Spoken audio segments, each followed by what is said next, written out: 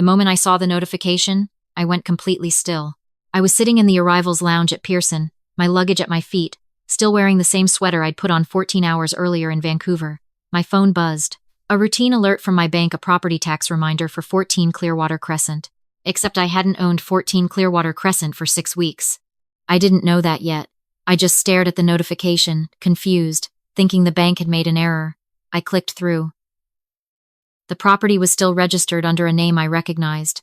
Not my name, my sister's. I sat there in the middle of one of the busiest airports in Canada, and I could not move. Let me back up, because none of this will make sense without context. My name is Claire. I'm 31 years old, and I work as a contracts paralegal at a mid-size firm in Toronto. I'm not flashy. I don't drive a luxury car. I pack my lunch, I track my expenses on a spreadsheet, and I've been doing both of those things since I was 23. That discipline is the entire reason I was able to buy a property at 28, a semi-detached house in Hamilton, Ontario, that I purchased for $619,000. Not a mansion. Not a downtown Toronto condo. A solid, well-located property that I chose specifically because Hamilton was appreciating fast and I could rent out the upper unit to cover most of the mortgage. For 3 years, that house was my plan, my retirement foundation, my proof to myself that the sacrifices were worth it. My sister's name is Danielle. She is 35, 4 years older than me, and she has always been the one our parents describe as the creative one, which is a kind way of saying she has never held a steady job for longer than 18 months. Danielle is charming, genuinely funny, the kind of person who lights up a room and then quietly borrows money from everyone in it before she leaves. I say that without bitterness now. It took me a long time to get there. 8 months ago, I accepted a temporary secondment with a firm in Vancouver. 6 months, potentially extending to 8. It was a significant opportunity, better pay, national exposure, and frankly, a chance to breathe. Toronto was expensive and exhausting, and I needed a reset. Before I left, I had a problem to solve.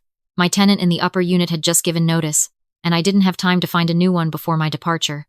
The lower unit was vacant. I'd been living there myself. Managing the property remotely while starting a new role felt like too much. Danielle offered to help. She said she would stay in the lower unit, handle any tenant inquiries, forward mail, and keep an eye on things. She wasn't working at the time, a transition period, she called it. I thought it was a reasonable arrangement. I offered to pay her a small monthly amount for her trouble. She said I didn't need to. She said she was happy to help. I should have paused at that. Danielle has never been happy to help without an angle. But she was my sister, and I was tired, and I wanted to believe the best. I did not give her power of attorney. I want to be absolutely clear about that. I gave her a key, my property manager contact's number, and a list of emergency maintenance people. That was it. What she did with what she found that I didn't discover until I landed back in Toronto. The Vancouver role had wrapped up 2 weeks early. The project concluded faster than expected, and I was grateful. I was ready to come home, find a new tenant, maybe repaint the kitchen. I hadn't told anyone exactly when I was coming back. There was no reason to. I figured I'd surprise my parents. Take Danielle out for dinner to say thank you. I called Danielle from the airport. Straight to voicemail.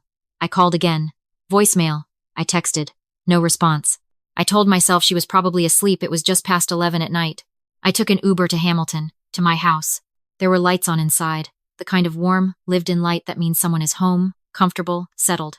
I thought, okay, Danielle is there. Fine. I knocked. A man I had never seen before opened the door. He was around 40, wearing a University of Guelph sweatshirt, holding a glass of water. He looked at me the way you look at someone who has knocked on a stranger's door by accident. Can I help you? He said. I told him I was the owner of the property. He looked at me for a long moment. Then he said, very carefully, I purchased this house 7 weeks ago. I remember the sound of the street behind me. A car passing. Someone's dog barking 2 houses down.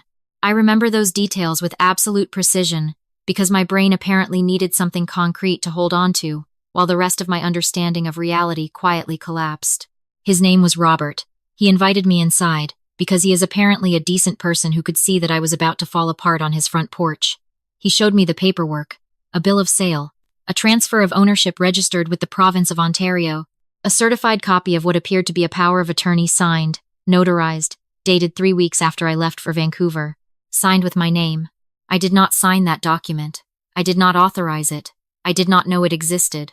Danielle had sold my house. I went outside and sat on the front step, Robert's front step, not mine, and I called my sister 17 times. Nothing. Then I called my mother.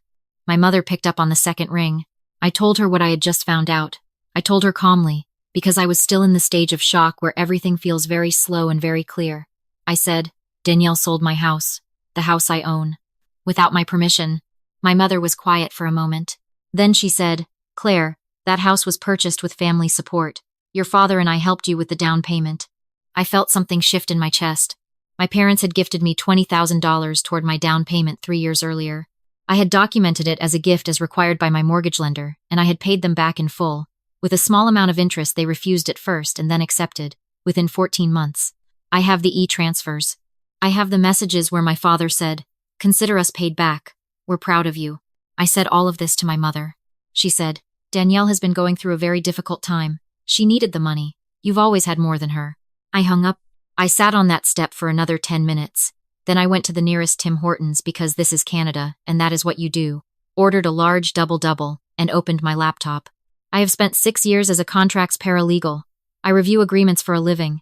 I understand what fraud looks like on paper, and I understand what evidence you need to prove it. I was not going to call Danielle again. I was not going to have another conversation with my mother that night. I was going to build a case. The first thing I did was pull the land registry records through the Ontario government's online portal. The transfer was there, registered. The power of attorney document was listed as the authorization instrument. I requested a copy. The signature looked like mine, passable, someone who had seen my signature many times on birthday cards, on lease agreements I'd shown her, on the gift letter she'd witnessed for my mortgage could have practiced it. The notarization was the part that made my stomach turn. A notary had certified this. Someone had either been deceived or had agreed to participate. The sale price was $588,000, below market, but not insultingly so. Hamilton had softened slightly since I bought. Danielle had pocketed the proceeds. I spent the next 3 days pulling every thread I could reach. I filed a complaint with the Ontario Provincial Police. I contacted a real estate litigation lawyer. A colleague referred me to someone who specialized in fraudulent transfers. I pulled my original purchase documents, my gift letter receipts, my e-transfer records with my parents. I contacted the notary whose name appeared on the power of attorney document. That last call was interesting. The notary, when I reached her, was defensive at first, then quiet. Then she asked me to come in. When I did, she looked at a side-by-side comparison of the signature on the POA and my actual signature from my mortgage documents. Her face changed. She said she had notarized the document based on identification presented to her. She had not known the signature was forged. She was, to put it plainly, horrified. She cooperated fully with police from that point forward. Meanwhile, Danielle had gone quiet. My parents had gone from defending her to not returning my calls at all.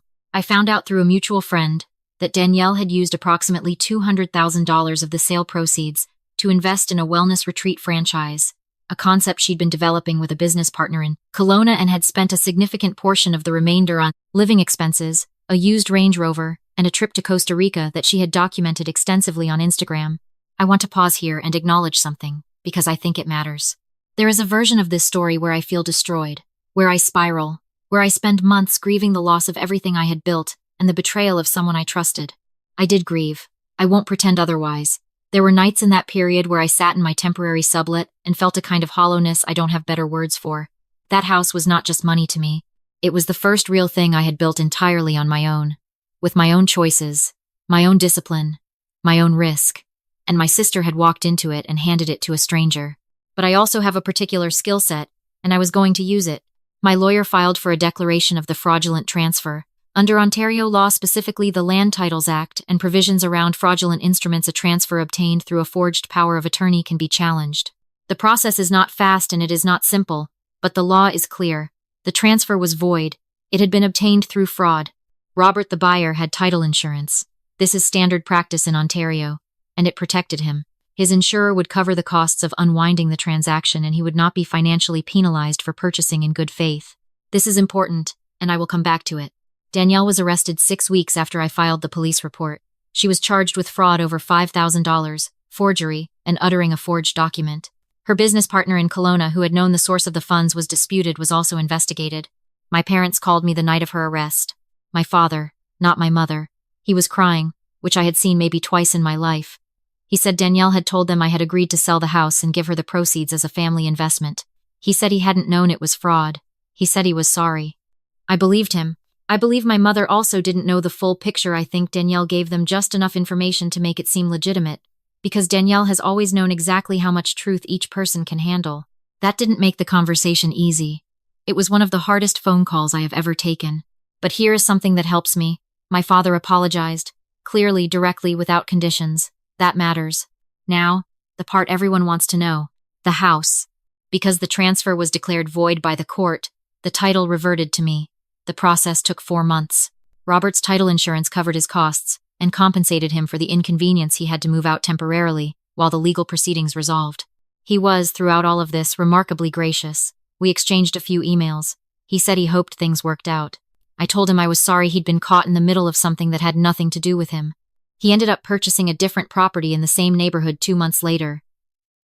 I know this because our mutual real estate agent mentioned it. The $588,000 that Danielle received is largely gone. The franchise investment collapsed. The wellness retreat concept was, as these things often are, more aspiration than business plan. The Range Rover was seized as part of the proceeds of crime. The Costa Rica photos remain on Instagram, which I find darkly funny in a way I can't fully explain. Her lawyer negotiated a repayment arrangement as part of her sentencing. She will be repaying a portion of the assessed value over time.